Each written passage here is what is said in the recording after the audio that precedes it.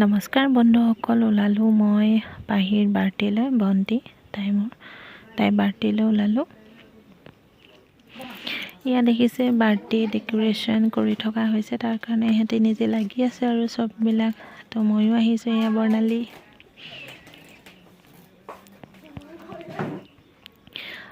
বিলাহী, এইবিলাক মছলা পাতি, আলু আৰু এয়া মাংস চববিলাক কাটি লোৱা হৈ গ'ল। এইফালে চাউলটো বহাম আৰু এয়া মাংস উতলি আছে পূৰা। এয়া পাহিৰ কেকটো ধুনীয়া লাগিছে, কিন্তু কেক কাটিব আৰু অকণমান পিছতে। তো সকলোবিলাক আহিছে আৰু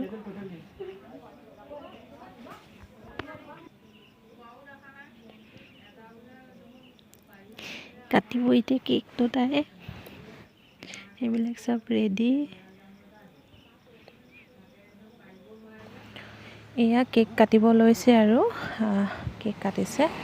হেপী বাৰ্থডে পাহি, তই সদায় ভালে থাক, কুশলে থাক, যাতে ৰিজাল্টবোৰো ভাল হয় তোৰ, তাৰে কামনাৰে। Once again happy birthday.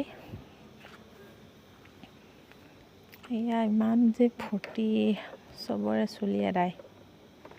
দেখিছেনে সিহঁতি কি কৰিছে? চবৰে চুলি চাব অৱস্থা নাই, মানে এনেকুৱা পৰিৱেশ কৰি দিছে ইহঁতি।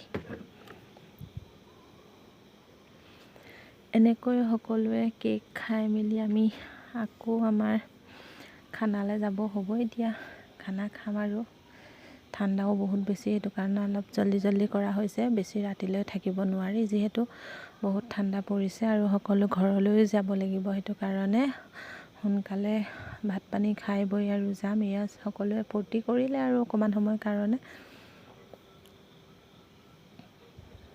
এয়া দেখিছে,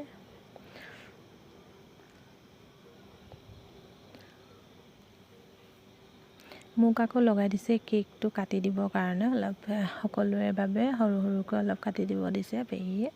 তো মই কেক কটাত লাগি গ'লোঁ আৰু আজিলৈ মই ভিডিঅ'টো ইয়াতে সামৰণি মাৰিছোঁ। Bye bye.